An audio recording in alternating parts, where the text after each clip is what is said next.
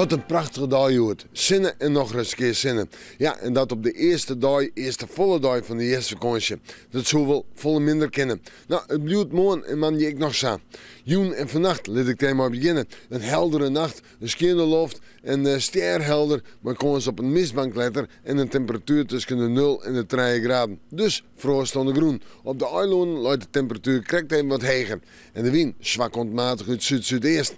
Morgen dag, dan heb ik het op zinnen. Zinnen is geen waar, maar een temperatuur om bij de 13 graden heen. We kunnen erop uit, op de fiets, maar ik gewoon even genieten van die kleuren van vier dat ze er binnen. En verder, een temperatuur om bij de 13 graden heen. De wind zwak of matig, komt uit zuidelijke richtingen mee. In de uurtijd in de nacht is het opnieuw helder, maar de temperatuur komt krekt even wat hoger te liggen. Dan op naar het fruitsjoch. Manje, een dag met zinnen, flink wat zinnen, letter meer bewolking, temperaturen zomen bij de 15 graden heen. En het blijft droog. En dan zetten we terug naar Tiesje en Waasje. 2 dagen met een wat buiig karakter, dan komt die eerst weer meer weer om. En dan hebben we door een krachtige wind uit het zuidwesten mee ontzuiden. Ja, de temperaturen deze dagen zomen bij de 12 of 13 graden heen. En ik denk dat het eerste gewaar Toonsje nog wel even terugzet.